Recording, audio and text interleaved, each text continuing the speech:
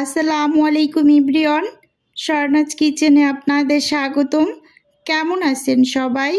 আশা করি আল্লাহ তাআলার অশেষ রহমতে সবাই খুব ভালো আছেন। আমরাও আলহামদুলিল্লাহ ভালো আছি। আজকে আমি আপনাদের সাথে শেয়ার করব রুটি ফ্রোজেন পদ্ধতি। আশা করি ভিডিওটি উপকারে আসবে। প্রথমেই এখানে আমি আজকে রুটি বানানোটা শেয়ার করছি না, শুধু রুটি ফ্রোজেন করার পদ্ধতিটা শেয়ার করছি। রুটিগুলোকে আমি কিন্তু বানিয়ে নিয়েছি সব।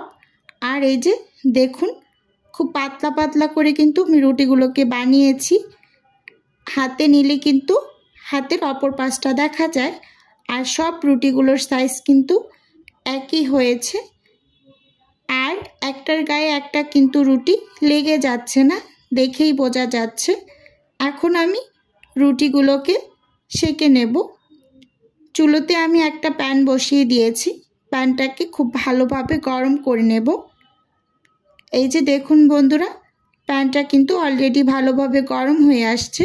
এখন একটা একটা করে রুটিগুলোকে আমি এক সাইড 5 সেকেন্ড এবং অপর সাইড 5 সেকেন্ড করে সেঁকে নিচ্ছি।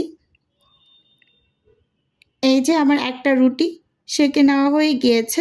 এখন আমি আরও একটা একটু সেঁকে নিচ্ছি সেম ওয়েতে। প্রথমে এক সাইড 5 সেকেন্ড এবং পরের সাইডও 5 সেকেন্ড করে রুটিগুলোকে আমি সবগুলো ছেঁকে এই যে নিয়ে চলে এসেছি। এখন কিন্তু রুটিগুলো সব গরম অবস্থাতে আছে। এই যে একটু কাছ থেকে দেখিয়ে দিচ্ছি, সাদা সাদা যে একটু ভাজা ভাজা হয়েছে, একটু ভালোভাবে লক্ষ্য করলেই দেখতে পাবেন। ওটা 5 সেকেন্ড করে যে আমি ছেঁকে নিয়েছি সেটার দাগ পড়েছে। এখন এই রুটিগুলোকে আমি ঠান্ডা করে নেব। যেহেতু রুটিগুলো আমি ফ্রোজেন করব, সেহেতু অবশ্যই রুটিগুলোকে আমার ঠান্ডা করে নিতে হবে। সেজন্য আমি ডাইনিংয়ের উপরে একটা পরিষ্কার ওড়না বিছিয়ে ফ্যান ছেড়ে সব রুটিগুলোকে ঠান্ডা করে নিচ্ছি। আর এর ফলে হবে কি, রুটির গায়ে যে পানি পানি বা ভেজা ভেজা একটা ভাব থাকে সেটা শুকিয়ে যাবে। আর রুটিগুলো একেবারে খুব সুন্দরভাবে শুকনো থাকবে। বেশ অনেক দিন পর্যন্ত এভাবে করে কিন্তু সংরক্ষণ করা যায়। এখন আমি রুটিগুলোকে ঠান্ডা করে এই যে নিয়ে চলে এসেছি।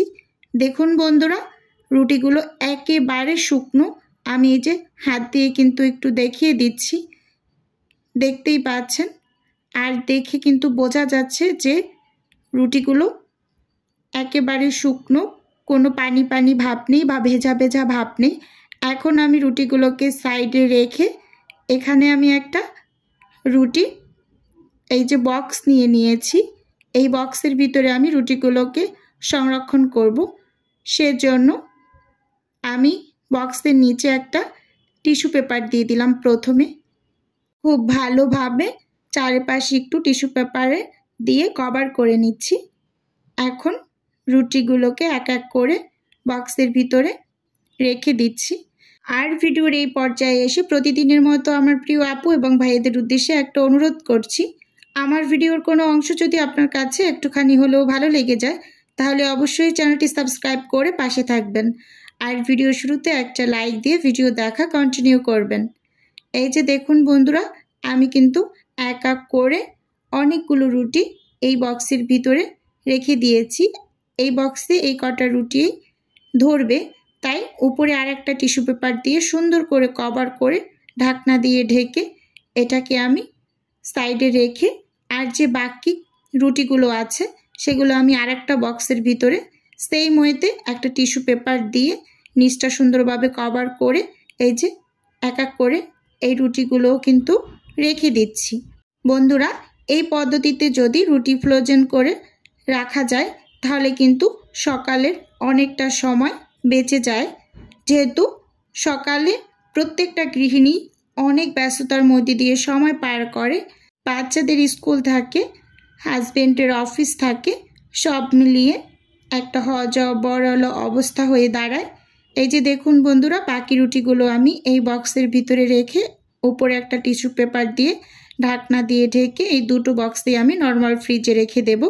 আজকের ভিডিও এ পর্যন্তই রাখছি, দেখা হবে নতুন